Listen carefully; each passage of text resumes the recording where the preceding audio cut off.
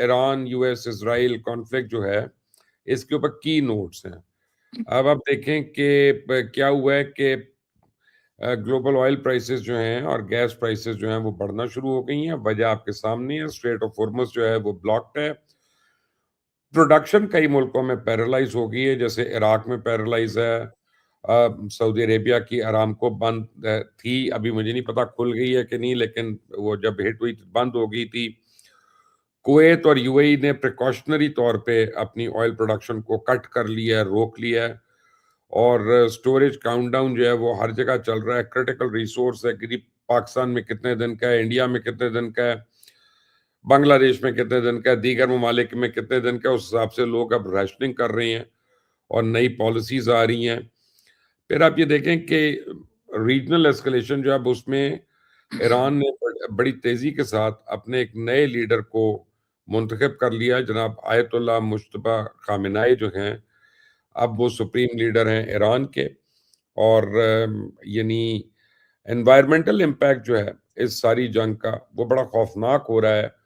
और इसका कैलकुलेशन जो है वो स्पेशली जब ये इन्होंने ऑयल रिफाइनरीज को आग लगाई ईरान में, तो उससे जो अभी बीमारियां फैलनी हैं, जो स्किन डिजीजेस वगैरह, उनका तो पहले पता चल गया। लेकिन अभी कुलीग जॉन हुसैन जो हैं, उनको एब्रप्टली इसलिए प्रोग्राम छोड़ के जाना पड़ा है कि उनकी छोटी बेटी जो है वो पहले इस क्लाउड में एक्सपोज हुई थी, तो तब से उनको ये खांसी और बुखार और ये सारी स्किन पे जलन वलन सारी शुरू हो गई थी। तो वो उनको फौरन अर्जेंटली अभी हॉस्पिटल लेके भागा है बेचारा। अल्लाह ताला उसकी बच्ची को सेहत दे और आमीन आमीन। आपकी परेशानी आसान करे। ये कोलेटरल डैमेज भी हो रहा है, जैसे बहरीन, सऊदी अरेबिया और कुवैत के अंदर आप देखें कि काफी कोलेटरल डैमेज भी हुआ है। अब जियोपॉलिटिकल पोजीशनिंग जो है, रशिया ने कह दिया है कि आज वो अपने दोस्तों के लिए गैस के नलके बंद नहीं करेगा, वो देगा। यूएस के ऊपर इंटरनल प्रेशर पड़ना शुरू हो गया। डोनाल्ड ट्रंप जो है उनकी यानी पॉपुलैरिटी जो है बहुत गिर गई है। और ग्लोबल अलायंसेस जो हैं और ग्लोबल एफिलिएशंस और प्रोडक्शन जो है पार्टनरशिप्स जो हैं वो फ्रैक्चर होना शुरू हो गई हैं। तो अब्दुल्ला गुल साहब मजीद ऐड कर लें इसमें, और पहली चीज देखिए में सर, इसके अंदर एक तो पहलू हम ये डिस्कस कर रहे थे, मैं माफी चाहता हूँ ये बार बार कोई नो यहाँ प्रॉब्लम, इश्यूज आ नो रहे हैं, प्रॉब्लम। लेकिन बहरहाल देखिए, मैं आपकी जो थेरी है ये कोई कॉन्स्पिरेसी थेरी नहीं है, ये रियलिटी की तरफ लेके जा रहे हैं। और मैंने जैसे गुजारिश कर रहा था कि ग्रेटर इजराइल सिर्फ यहाँ एक टेरिटोरियल एक्सपेंशन नहीं है, लेकिन दुनिया में 3 ममालिक हैं जो मुबशर भाई इस टाइम पे अपनी टेरिटोरियल एक्सपेंशन करना चाहते हैं। एक इजराइल है जिसका ग्रेटर इजराइल बड़ा वाज़ेह है, एक तरफ इंडिया है जो अखंड भारत चाहता है, जिसमें वो पाकिस्तान को भी शामिल कर रहा है, पूरे पाकिस्तान को उसने शामिल किया है। और इसका ये छुप के नहीं बात कर रहा, बल्कि वो अलल ऐलान अपनी कौमी असेंबली जो उसने नई बनाई है, उसकी बिल्डिंग के ऊपर जो नक्शा लगाया गया है, उसके अंदर पूरा पाकिस्तान शामिल है।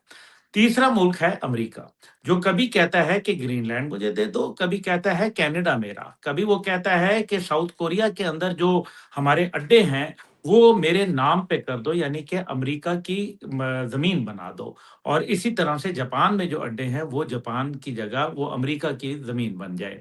अब आप ये देखें, उसके लिए वो हर हद पार करने के लिए तैयार हैं।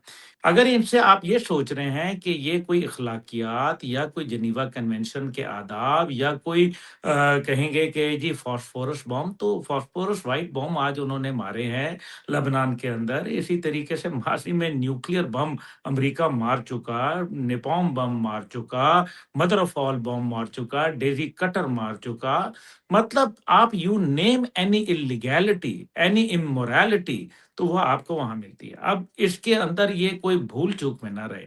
इसके अंदर एक और जो थेरी है वो भी मैं आपके सामने जसारत करता हूँ, रखता हूँ, आप बड़े भाई हैं। देखिए, आपने तो खैर इस चीज को जानते हैं, इस सब के अंदर पाकिस्तान पे दबाव लाया जाएगा। पाकिस्तान पे दबाव ऐसे लाया जाएगा कि कहा जाएगा कि इराक की तरफ से तो हम फायर कर रहे हैं, लेकिन हम अब आपको इसमें पाकिस्तान की जानिब से भी हमें चाहिए कि आप अपना शमसी बेस या कोई और बेस हमें दे दें, ताकि हम उससे जो हमला आवर हो सकें और हम ईरान को सैंडविच करके मारें। पाकिस्तान इसको कभी भी नहीं देगा, ये बात बिल्कुल वाज़ेह है। लेकिन इसके अंदर वो चाहते क्या हैं कि एक तरफ वो पाकिस्तान पर दबाव बढ़ाएँ मुआशी सतह के ऊपर, जो कि आपने देखा कि अब कैसे वज़ीर आज़म साहब की तकरीर आ गई और जो मुआशी दबाव है वो मज़ीद बढ़ेगा और ये अरब दुनिया से कहेंगे कि पाकिस्तान को डेफर्ड पेमेंट पे जो ऑयल था, वो आप ना दें। और साथ ही साथ आप देखें इंडिया को कैसे छूट दी गई कि वो 30 दिन का जो रशिया से अपना तेल तजारत कर सकता है, जिसकी वजह से इंडिया की तेल की प्राइसेस कहीं भी नहीं बढ़ी।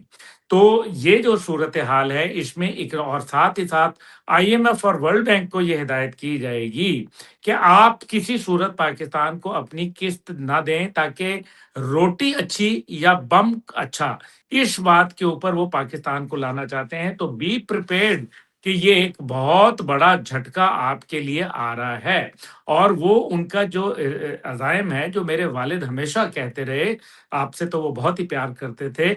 वो कहते थे कि पाकिस्तान को डीन्यूक्लियराइज़ करना चाहते हैं और डीन्यूक्लियराइज़ेशन के लिए डीमिलिटराइज़ेशन ज़रूरी है और डीमिलिटराइज़ेशन के लिए ज़रूरी है कि डी-इस्लामाइज़ेशन की जाए ताकि आप अपने बुनियादी आइडियोलॉजी से बाहर आ जाएँ और फिर डी-लिंक किया जाए चाइना से ताकि आपको जो ताकत चाइना से मिलती है, वो आपको ना मौसूल हो। ज़ाहिर है, अगर पाकिस्तान के अड्डों पे यहाँ आके या ये बलूचिस्तान पे करते हैं, तो फिर याद रखें बलूचिस्तान पे फिर आप अपना जो एक आपकी रियासत का हिस्सा है, वो बहुत मुश्किल हो जाएगा और ये मैं अकेला नहीं कह रहा। मेरे आप पास तो 3 मुबशर भाई ब्रेकिंग जानते हैं। न्यूज़ आ रही।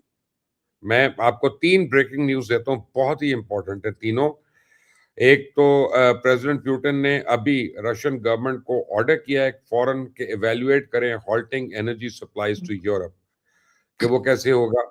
और उसके बाद ईरान ने कहा है कि अज़रबैजान, टर्की और साइप्रस अटैक्स जो हैं, ये फ़ॉल्स फ्लैग ऑपरेशंस हैं, इज़राइल के, हमने नहीं किए हैं।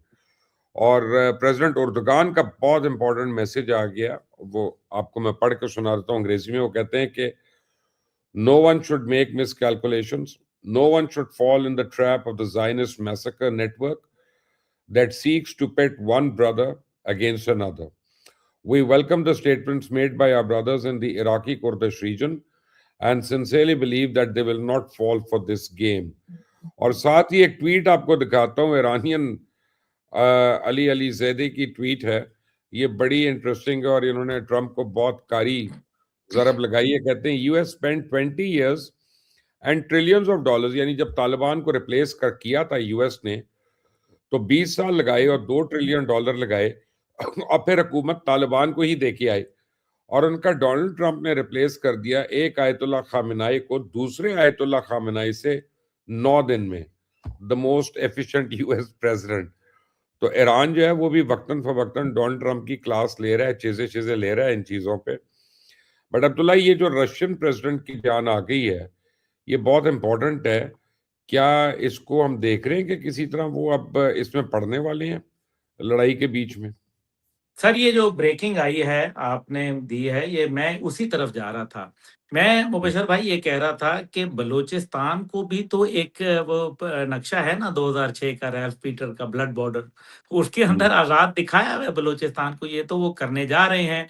मतलब मैं ये नहीं कह रहा कि वो ये कर लेंगे, इंशाल्लाह नहीं होगा, लेकिन उनके इरादे ज़रूर हैं, हमें चौकन्ना रहना चाहिए और आप जैसे लोग इस पे माशाल्लाह जिस तरह से अवाम को गाइड कर रहे हैं, सैल्यूट टू यू सर।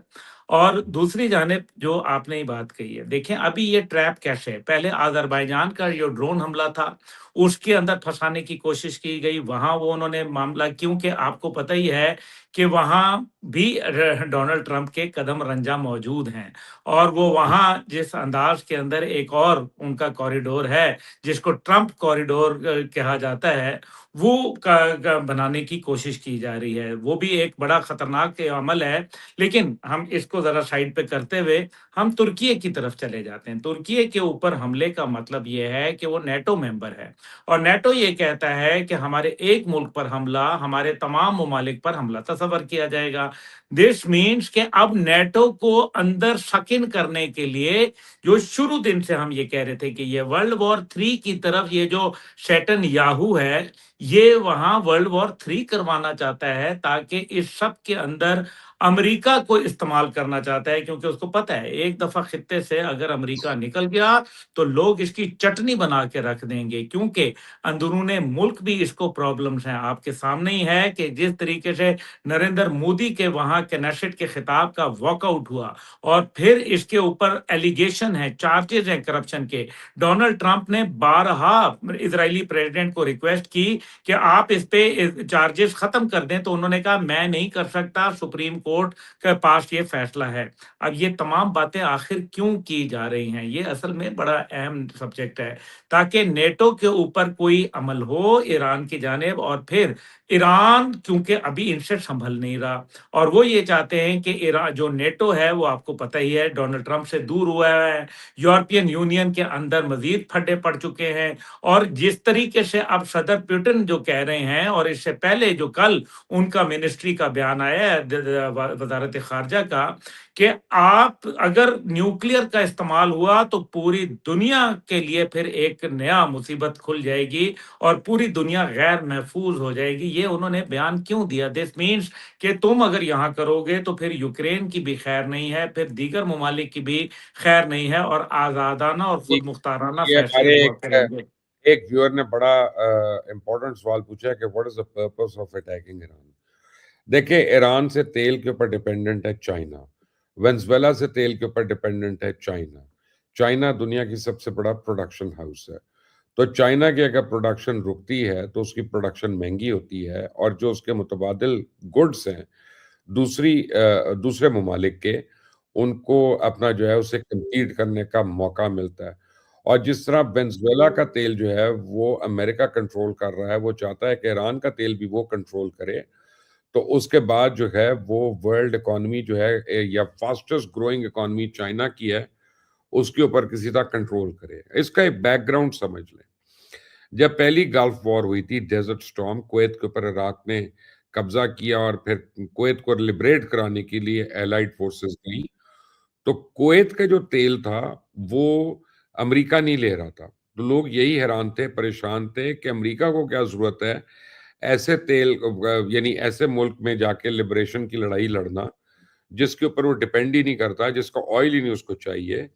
तो उसका जवाब ये था कि उस वक्त की जो सबसे फास्टेस्ट इमर्जिंग इकोनॉमीज थी, एक जर्मनी थी और एक जापान थी, और ये दोनों ममालिक कुवैत के तेल के ऊपर इंतहाई डिपेंडेंट थे, और उनकी एक्सपोर्ट्स टू यूनाइटेड स्टेट्स उनको रोकना था, उनको कर्टेल करना था। अमेरिकन गुड्स को, स्पेशली ऑटोमोबाइल इंडस्ट्री में, जापान ने भी और जर्मनी ने भी अमेरिकन ऑटोमोबाइल इंडस्ट्री को उस वक्त नाकों चने चुभवा दिए थे। तो जब कुवैत के ऊपर इनका कंट्रोल हुआ, सो कॉल्ड एलाइड फोर्सेस का आने के बाद, तो उसके बाद जर्मनी और जापान दोनों की प्रोग्रेस जो है वो वहीं पे लिमिटेड हो गई, और उसके बाद कभी वो ठीक है, they are doing well, but उन्होंने सर नहीं उठाया दोबारा उसी तरह। ईरान इराक की भी जब लड़ाई हुई थी तो दोनों ऑयल प्रोड्यूसिंग कंट्रीज थी, और जो इनके ऊपर डिपेंडेंट ममालिक थे उन्होंने उनसे अफेक्ट होना था। तो बात यह है कि दुनिया में, आपको मैंने परसों भी जो नक्शा दिखाया था साउथ चाइना सी का, दूसरे समुद्रों का, और आपको मैंने कहा था कि अगर आप समुद्री नक्शे देखेंगे और ट्रेड रूट्स अगर आप उस पे देखेंगे तो आपको समझ आ जाएगी दुनिया में किस जगह पे लड़ाई क्यों हुई, और आइंदा कौन कौन से फ्लैश पॉइंट्स हैं जहां पे लड़ाई हो सकती है। अब आप ये देखें, अब आपको मैं एक बात बताता हूँ, गवादर क्यों अहम तरीन है पूरी दुनिया के लिए। गवादर कनेक्ट करता है पाकिस्तान को with the largest emerging market, जो सेंट्रल एशियन रिपब्लिक्स हैं सारी की सारी, ऑयल प्रोड्यूसर्स हैं, गैस प्रोड्यूसर्स हैं। और अगर चाइना वहां पे है और गवादर से आप उसको तेल और गैस दे रहे हैं, और चाइना यहीं से अगर अपनी एक्सपोर्ट कर रहा है, तो साउथ चाइना सी के ऊपर जो चाइना को तंग किया जा रहा है कि पहले ताइवान है, फिर वियतनाम है, फिर फिलीपीन है, फिर हांगकांग है, फिर जापान है आगे, और पूरे उसके कॉरिडोर जो है उसके ऊपर कॉड की नेवल एक्सरसाइजेज होती रहती है कि इंडिया, ऑस्ट्रेलिया, यूएस और जापान वो सारे नेवल वॉरशिप्स एक्सरसाइज करते हैं ताकि चाइना का ट्रेड रूट जो है उसको डिस्टर्ब किया जाए वहां पे।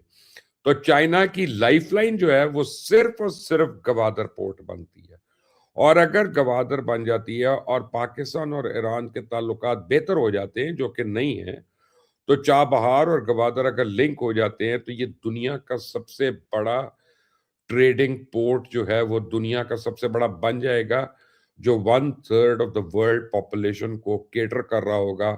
सेंट्रल एशियन रिपब्लिक्स को, रशिया को, मिड यूरोप को, इन सारी जगहों को ये सारा ट्रेडिंग रूट जा रहा होगा।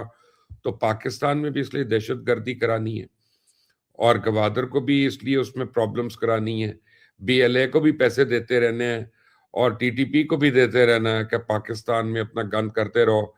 जब पाकिस्तान अपवर्ड ट्रेंड पे था और आप ये देखें कि हांगकांग से सारी इन्वेस्टर्स जो थे शिफ्ट हो रहे थे, जैसे आज दुबई से हो रही है, हांगकांग से जब शिफ्ट हो रहे थे तो वो आ रहे थे कराची, उनको नेचुरल जगह मिल रही थी, कॉस्मोपॉलिटन जगह थी, बड़ी वाइब्रेंट सोसाइटी कराची की, और उनके क्लब्स और उनकी पार्टी सब कुछ एक्सेप्टेबल था। तो सडनली कराची में एमक्यूएम जो है उसने इतना जोर पकड़ लिया कि बोरी बंद लाशें और ये और वो, कोई हमें पता ही नहीं चलता था कौन फंड करता है। कहते थे इंडिया कर रहा है, इंडिया होगा, लेकिन एक आपका ब्रादर ममालिक भी थे और वो सारी इन्वेस्टमेंट जो कराची में आनी थी पिछले 50 साल में वो उठ के चली गई उन ममालिक में जो इनको इस वक्त मुबैदा मफाकात। साहब, मैं सॉरी आपकी बात को यहाँ इंटरप्ट कर रहा हूँ। जी। मैं आपको बताता हूँ। कराची कौंसल खाने का एक बड़ा मज़ेदार वाक़या। मेरे वालिद डीजीआईएसआई थे उस टाइम पे, और हम्म, कराची अमेरिकन कौंसल खाने के अंदर मेरे एक कज़न हैं, उन्होंने कहा कि जी मुझे खालू आप वीज़ा लगवा दें अमेरिका का, क्योंकि वो पहले भी जाते रहे कई दफ़ा। तो वीज़ा का बोला गया, वीज़ा इनकार हो गया। अब हम्म, बड़ा हैरान हुए कि भई ये वीज़ा इनकार, मतलब सिटिंग डीजीआईएसआई को वीज़ा इनकार कर दिया। तो चलो भई ख़ैर खामोश हो गए। उसने कहा, "खालू, मैं आपको वीज़ा लगवा के दिखाऊँ?" तो कहा, "हाँ भई, लगवा के दिखा दो अगर तुम लगवा सकते हो।" It was like next to impossible. हम्म, वो गए और वहाँ एमक्यूएम के एक लीडर से मिले और कहा कि जनाब उन्होंने कुछ पैसे-वैसे लिए और अपना एक कार्ड दिया और कार्ड के पीछे एक उन्होंने अपना साइन किया। वो वहाँ गए और वीज़ा लग गया। वीज़ा लग गया, इसके बाद तो फिर आईएसआई ने प्रोब करना शुरू कर दिया। उसके बाद ये मामला इतना हुआ कि पता चला कि एफबीआई को फिर यहाँ आना पड़ा। आईएसआई ने ये बात बहुत ऊपर तक ले गए, और क्योंकि उस ज़माने में पाकिस्तान की बड़ा तूती बोलता था और अमेरिका की कल हमसे दबती थी, अफ़गानिस्तान का मामला चल रहा था, तो इस वजह से वो फिर पूरा का पूरा कौंसल खाना फ्रॉम टॉप टू बॉटम, यानी कि एक चपरासी तक उन सबको सैक कर दिया गया। और पता ये चला कि करप्शन तो थी, लेकिन उसमें अंकल सैम की मर्ज़ी शामिल थी। जो बात आप कर रहे हैं, मैं उसी से ही वो कोरिलेट कर रहा हूँ। और वही काम गवादर में शुरू किया, जहाँ कभी कोई बीएलए वगैरह कोई और चीज़ नहीं थी, अब वहाँ दहशतगर्दी के बाज़ार आए दिन गरम रहते हैं। और वो क्यों रहते हैं कि पाकिस्तान को बाकायदा अपनी special security division, SSD division वहाँ पोस्ट करनी पड़ गई है कि वो वहाँ सिक्योरिटी और सेफ्टी को एंश्योर करे। और ये वो इलाके हैं जहाँ कभी कोई वारदात होती नहीं थी, इतने ये अच्छे लोग, इतने मासूम लोग। और ये अब बाकायदा, तो आपकी बात को मैं माफ़ी चाहता हूँ, आपको मैंने इंटरप्ट किया, लेकिन ये रेलेवेंस थी आपके पॉइंट से, एक आप बात बहुत कीजिए। इंपॉर्टेंट ब्रेकिंग न्यूज आई है और मैं बताता चलूं, जिसका बराह रास्त इस जंग से तो ताल्लुक हो सकता है, और वो चाइना की तरफ से है। चाइना ने अभी, डोनाल्ड ट्रंप साहब तो कोalition बना रहे हैं ना, बॉम्ब्स लेके आ रहे हैं, इंटरसेप्टर ला रहे हैं। चाइना ने अपनी चाल चल दी है। वैंग की उन्होंने अनाउंस किया zero tariff on 100% of African imports effective May 1। यानी हर सिंगल अफ्रीका की जो एक्सपोर्ट है वो चाइना एंटर करेगी ड्यूटी फ्री, कोई कंडीशन नहीं है, कोई मिलिट्री बेस नहीं वहां पे बनाया, कोई रजीम चेंज नहीं चाइना ने डिमांड की। उसके बरक्स अमेरिका जो है बिलियंस लगा रहा है इंटरसेप्टर्स पे, कैरियर ग्रुप्स पे, बॉम्ब्स पे। और चाइना ने दुनिया की सबसे बड़ी कंज्यूमर मार्केट, पूरे प्लेनेट अर्थ के ऊपर जो सबसे बड़ी कंज्यूमर मार्केट है एक पूरे कॉन्टिनेंट के लिए, जीरो टैरिफ पे खोल दी। और खबर ये आई है कि 3 B-52 बॉम्बर्स जो हैं वो अभी RAF फेयरफोर्ड यूके के अंदर लैंड हुए हैं। ये सिग्नल है potential sustained heavy bombing strikes का। ईरान के ऊपर मजीद उनकी तैयारियां जारी हैं। और ये मैं आपको क्लैश रिपोर्ट दिखा देता हूं, जिन्होंने अब ट्वीट भी कर दिया है इसको, कि RAF के बॉम्बर्स जो वो यूएस के बॉम्बर्स जो हैं, ये फुटेज चल रही है आपके सामने। ये फेयरपोर्ट एयरपोर्ट पे यूके में अभी लैंड हुए हैं थोड़ी देर पहले B-52। ये तो इसी अब वजह से किया जा रहा है ना, ताकि बर्तानिया को इसमें शक-इन किया जाए। ये देखें, ये वही एग्ज़ैक्ट एजेंडा है। जब बर्तानिया ने रिस्ट्रेंट शो किया, जब बर्तानिया ने इससे दूर रहने की कोशिश की, तो बर्तानिया के अंदर जहाज़ लैंड करा दिए। अब इन जहाज़ों से जब बमबारी होगी, तो कहा जाएगा कि ईरान ने तो कहा हुआ है कि भई जिस मुल्क से भी आएगी, हम उस पे रिटेलिएट करेंगे। और इससे पहले डोनाल्ड ट्रंप ये बात कर चुका है कि यूरोप तक इनके मिसाइल जाते हैं। उसने अमेरिका का लफ्ज़ नहीं बोला। इसमें एक चीज़ और आप ज़रूर ऐड कर लीजिएगा, वो है जो इनका मिनिएचर मैन 3। मिनिएचर मैन 3 ये इनका स्पेस प्रोग्राम का एक बैलिस्टिक मिसाइल है, जो कि मल्टीपल वॉरहेड्स न्यूक्लियर ले जाने की, और ये स्पेस में जाता है, स्पेस से यहाँ वापस आता है। तो ये फिर अपना तमाम दिफाई निज़ाम और अपना तमाम जो इसके जिसको कहते हैं कि सिग्नल इक्विपमेंट और तमाम का तमाम इसकी जितनी ट्रेजेक्टरी बनाना और जिस तरीके से टारगेट्स को अचीव करना, लेज़र गाइडेड ये है, ये बाकायदा स्पेस प्रोग्राम का हिस्सा है।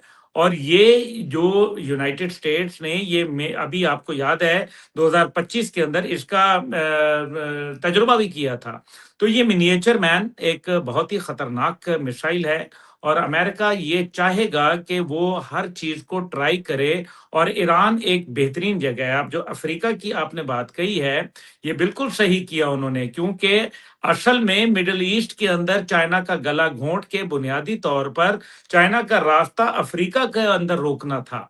तो चाइना ने ये एक बड़ा मेरे ख्याल में मास्टर स्ट्रोक खेल दिया है। आप बात कीजिए सर। जनाब, ब्रेकिंग न्यूज़ ये है कि फ्रेंच प्रेसिडेंट मैक्रोन ने अनाउंस किया एक मेजर मिलिट्री बिल्डअप। वो कहते हैं फ्रांस डिप्लॉय करेगा 8 वॉरशिप्स, 2 एम्फीबियस हेलीकॉप्टर कैरियर्स और एक एयरक्राफ्ट कैरियर मेडिटेरेनियन में, रेड सी में और स्ट्रेट ऑफ हॉर्मुज में।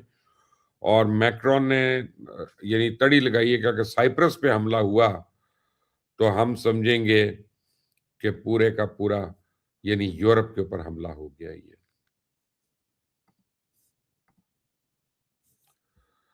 अब्दुल्ला साहब, आपको मेरी आवाज आ रही है? जी, जी। जी, जी। मुझे सर देखें, बात ये है कि जिस दिन साइप्रस के ऊपर एक ड्रोन हमला किया गया था, तो क्योंकि साइप्रस आधा है, आधा उनके पास है ग्रीस के पास और आधा तुर्की के पास है, और तुर्की के बड़ा एक मज़बूत मौक़िफ़ है इसके ऊपर।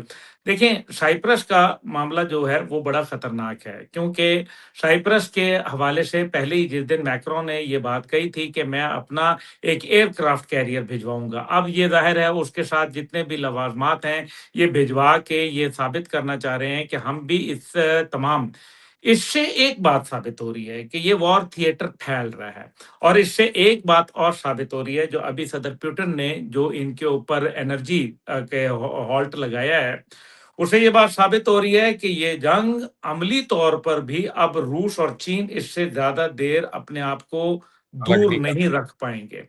और क्योंकि अगर ये आबनाए हुर्मुज़ के अंदर हर टॉम, डिक एंड हैरी घुस गया, तो फिर चीन और रूस की तो अफ़ादियत ही ख़त्म हो जाती है।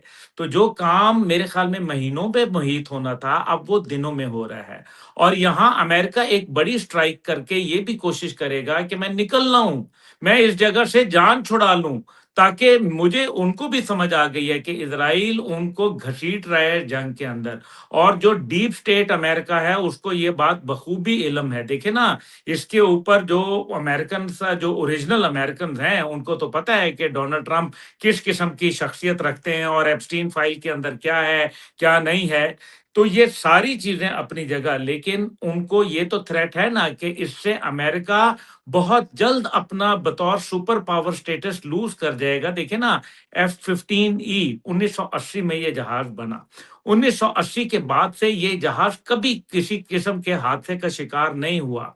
और ये एक हादसा सिर्फ़ इसको पेश आया है कि मिड एयर इसका एक जहाज़ का विंग उड़ गया, और वो F-15E था, जिसको F-15 ईगल कहा जाता है। वो F-15E जो था वो इज़राइल का था, और वो ई जो भी है ना वो उन्होंने ई होता लैंड है करा लिया था। एक्सपोर्ट क्वालिटी होता है। जी, जी, वो उन्होंने लैंड करा लिया था। अब ये जो F-15E 1980 के अंदर आया, उसके बाद ये जिस तरीके से गिरना शुरू हुए हैं ईरान के आ हाथों, गए ये। तो ये बात तो बड़ी वाज़ेह हो चुकी है कि अरे अमेरिका का अब्दुल्ला, जो इत्तेफ़ाक की एक बात है इज़्ज़त कि है। मैं और आप गवादर की और कराची और हॉट वाटर की बात कर रहे थे और ट्रेड रूट्स की इधर से, तो 1 मिनट पहले डीजीपीआर नेवी की ट्वीट आ गई है और उन्होंने कहा कि Pakistan navy has launched operation Muhafizul Badar और to safeguard maritime trade and energy lifelines amid evolving regional maritime security dynamics. This operation aims to ensure secure sea lines of communication and uninterrupted national shipping. Abdullah साहब, activity हर तरफ हो रही है। जी sir, ये तकरीबन अब कोई 1 घंटा पहले डीजीपीआर ने ये बता दिया है कि पाकिस्तान के जो नेवल वेसल्स हैं, वो सिक्योर करेंगे, ख़ास तौर पे हमारे फ्रेट लाइनर्स को, और इस खित्ते के अंदर जो भी एक अजीब-सी सूरत-ए-हाल बनी हुई है वॉर लाइक, उसको हम सेफगार्ड करेंगे अपने इंटरेस्ट को, क्योंकि अरे मुझे एक पाकिस्तान का सवाल का जो जवाब दें, अब्दुल्ला, मुझे एक सवाल का जवाब दें। मैं बड़ा कन्फ्यूज़्ड हूँ और आप माशाल्लाह बड़ी गहरी नज़र है आपकी। यानी डोनाल्ड ट्रंप ने कहा है कि तमाम ऑयल टैंकर्स जो हैं वो हिम्मत करें और जाएँ स्ट्रेट ऑफ हॉर्मज़ में और कुछ नहीं होगा। तो वो उनको तो ये कह रहा है, लेकिन जो यूएसएस अब्राहम लिंकन है उसको 1000 किलोमीटर दूर क्यों ले गया? अगर कुछ नहीं होगा तो उसको भी वहीं रखे फिर। सर, आपकी इत्तला के लिए यूएसएस अब्राहम लिंकन अब 2100 किलोमीटर दूर हो गया है। वो पहले 1000 किलोमीटर की दूरी पे था, गल्फ ऑफ अमान से निकला था, भागा, और फिर वहाँ पहला साँस उसने लिया वहाँ जहाँ 1000 किलोमीटर दूरी था। अब वो 2 जहाज़ थे, हम दूसरा क्यों भूल जाते हैं कि वो जो यूएसएस जेराल्ड फोर्ड कहाँ दफ़ा हो गया? बात तो ये है। बात तो ये है कि इस टाइम पे पाकिस्तान की तिजारत जो आ रही है, वो तकरीबन 90% इन्हिसार उसका शिपिंग लाइनर्स के ऊपर है। इस वजह से पाकिस्तान नेवी इस टाइम पे एक अहम तरीन किरदार अदा कर रही है, और जहाँ तक आपने अली अलीज़ादा साहब का जो ट्वीट दिखाया, मैं आपसे दरख्वास्त करूँगा कि मेरा ट्वीट भी दिखा दें, @M अब्दुल्ला गुल। अब आप देखेंगे उसके अंदर मैंने क्या लिखा हुआ है, मैंने कहा कि only Trump can replace Khamenei with Khamenei. ये मेरा आज का सुबह का मैंने ट्वीट किया हुआ है, तो आपको ये नज़र आ जाएगा। दिखा देते हैं। बहरहाल लेकिन फरहान बेर्क हमारे दोस्त हैं ना, डॉक्टर फरहान बेर्क, उन्होंने एक बड़ी अजीब-सी चीज़ ट्वीट की है और वो कह रहे हैं कि एआई वीडियो नहीं है। ये आज सुबह को ये तकरीब हुई है स्विट्ज़रलैंड में, मेरा ख़्याल है स्विट्ज़रलैंड ही वो कह रहे हैं। और वहाँ पे इन्होंने ये ऐलान किया है कि तबाही का वक़्त शुरू हो चुका है। यानी ये जो ज़ायनिस्ट हैं उनके उनके लिए, और अब तैयार रहें कि हमने पूरे खित्ते में, रीजन में तबाही लेके आनी है। ये आज सुबह की वीडियो है।